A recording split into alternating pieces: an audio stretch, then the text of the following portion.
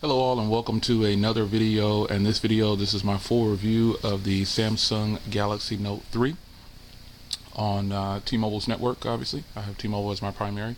So the first thing we want to do is check out the body of the device. On the front here you have the 5.7-inch display,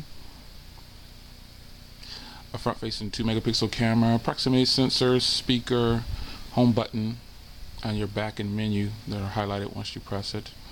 On the back you've got the 13 megapixel camera with the soft touch leathery feel back cover. On this side you have the power button. On the other side you have the volume rocker.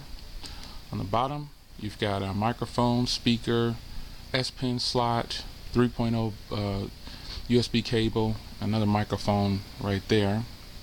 On the top you've got the famous IR blaster, another microphone, and the headphone jack. The design of the Galaxy Note 3 to me has really proven to show that Samsung can make a quality product and build something that actually feels different than the rest. The device itself is it weighs only, I believe it's less than 170 grams now, so it's really lightweight. The overall feel of the device in your hand, it feels really good. I think it's a good look. I think it feels solid in the hand. It's not too heavy, and it'll just make you feel really good that you're holding this in your hand and make phone calls. It doesn't feel bulky at all. It's not real heavy at all either. So the screen on the Samsung Galaxy Note 3 is a 1080p display, and it definitely really shines when it's on full bright or in the sunlight. And obviously I have it here. I have it set to toned down for the video because it'll be a little bright when you're viewing, but the display itself is a beautiful display, a lot better than the Samsung Galaxy Note 2. Some people on the other videos were saying, hey, I wonder if it's better than the Samsung Galaxy Note 2. Well, the screen itself is a lot sharper than the Samsung Galaxy Note 2, and I'm not just saying that because I have a lot of high resolution phones around. The iPhone 5 is a good example. It's a great high resolution screen.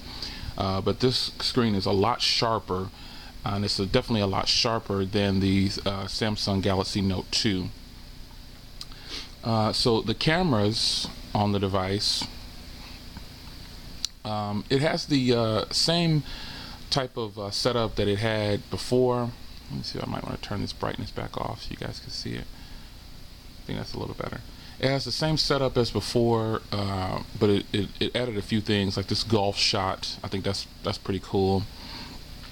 Overall, though, the camera is a great camera. It shoots at 4K. Actually, the Snapdragon version shoots at 4K, and I can show you in the settings here.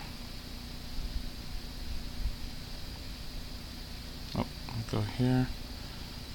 As you can see there, it shoots at 4K, that top one there. That's a really high resolution for a camera. And it even goes all the way down to 320 by 240, believe it or not. Now, that's probably if you want to send some messages, a video message to someone, something like that. But it does have video stabilization, audio zoom on there, which is really nice. But it does shoot in 4K, and it's definitely proven to do very well. The front camera is a really strong front camera. I shot lots of video with it. It's a really nice camera on here. Both cameras really have proven that they can do well. Now onto the software. The software is still the same. It's TouchWiz, but with some improvements. And one of the main improvements, as you can see here, I'm holding in my hand, is the S Pen. The S Pen now has this window here, which you've seen plenty of times, where it gives you all these different commands now. The pen window is where you can do this right here. You can draw a small window, and you can select from a few applications. With rooting, you can obviously add more, change this, but I don't plan on rooting. You can select some applications, and I'll demo that for you. Let's just open the phone dialer, I guess. And as you can see here, you have a little mini phone dialer. Really nice. And the next one here on the enhanced S Pen features is a search. Now the S Finder, you can actually get to this by holding down your menu button.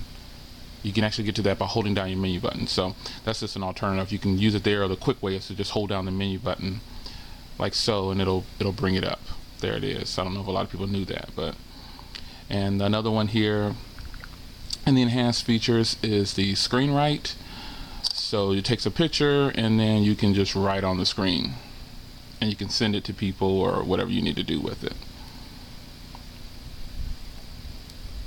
Another enhancement here is the scrapbooker, which I've actually been doing a lot with the scrapbooker. I've been opening up web pages and saving them. I need to get out of there and then open it up, and then let's do the scrapbooker. Next thing I was going to touch on was web browsing, so that might be good. So what I do is you just circle something on the page, and then it goes into your scrapbook, and then you save it there, and it's there for viewing later at a later time. The next one is, and the last one here is one that we all know of, is the action memo. And you can actually double tap on the action memo to get this to come up with the S Pen. But one nice thing is if you write phone numbers and then you hit the link action there, it can find out that it's a phone number, and it can actually dial that phone number, which I think is pretty cool. It puts it right into the dialer. So if you're on the phone with someone and they're saying, hey, jot this number down, you can go ahead and jot the number down. Same thing with email. It works with email as well. You can save them to contacts. You can do whatever you want to do with it. It's really nice.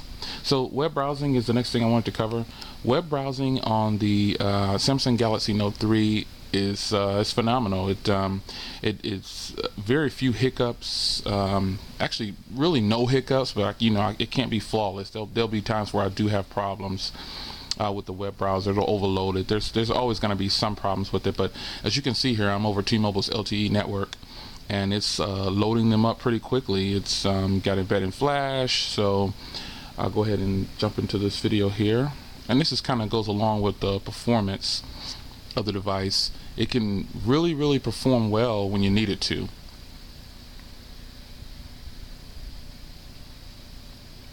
And I need you to perform well now. It's always like this when you're on video, and I stream all day long, and videos pop right up, but when you're on video, it always tends to do this to you. But nonetheless, you'll be happy with the web browsing on the device. And the overall performance of this device, the snappiness of the Snapdragon 800 processor. It's a quad core clocked at 2.3, and it's flawless. People say that a lot, and I've said it a lot, but it's really hard to ignore the fact that this device is so snappy. It's almost amazing how snappy it is. It's really fast. Performance is really good on here. Now, one thing I do want to get to now is the battery.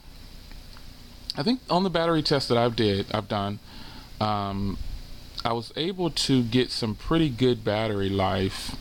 And what I did basically is I kept it on. I kept it on for a long time, and I just worked it and worked it and worked it, and I just worked and I just did everything I could possibly do: streaming, internet, everything. And it lasted, I think I had 8 hours with 5 hours and 50 minutes of screen time on, and I would say that's pretty good. Now, if you're just doing, and that wasn't really heavy use, but I was just kind of well, I guess you can consider it to be heavy use, but all I was doing was streaming videos, so I didn't really, and surfing the web a little bit, and nonetheless, I got about almost 6 hours out of 8 hours of straight use, and I say that's pretty good for a device. Now, tests are always going to be different. That's just one test. It doesn't mean that your test will be more, or be less. It could be more. You could get more screen time. But battery life on this thing is really good. So memory, it comes with 32 now as the minimum. They have a 16 gig version, but I don't believe that they're going to ever release it in the US. It would just be a bad deal to release it in the US.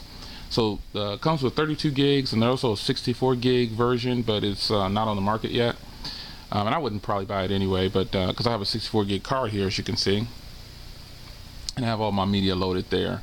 And I still have 21 gigs available, basically almost 22 gigs on the phone available. and almost 27 on the actual SD card.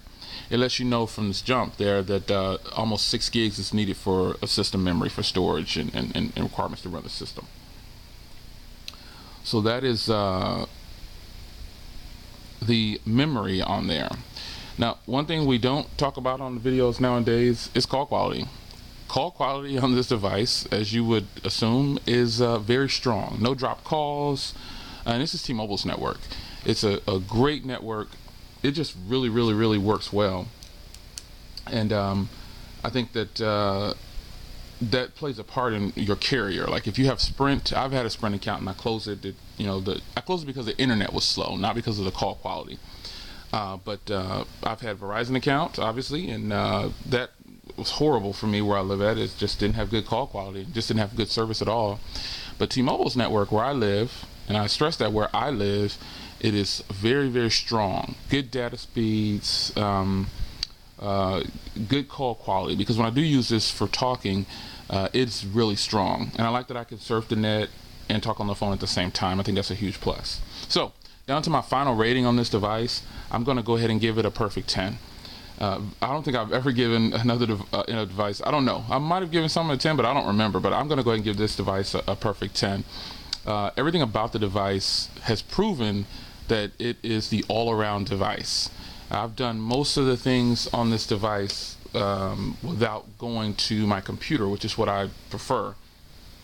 So for the first time, I think I'm in history on my channel, I'm giving this device a perfect 10. That is the Samsung Galaxy Note 3 on T-Mobile. If you have not experienced it and you're wondering if you should upgrade from a Note 2, depending on how long you've had your Note 2, if you've had your Note 2 for a while, keep it if you like it. If it's satisfying, you keep it. But if you want a device that's going to let you push it real hard and pump it, go ahead and get the Galaxy Note 3. If you just bought a Galaxy Note 2, hold on to it. I would say hold on to it. Don't just switch. But if you go into the store and at least play with it, you'll find that you can bang this thing hard. I mean, you can really pump it out.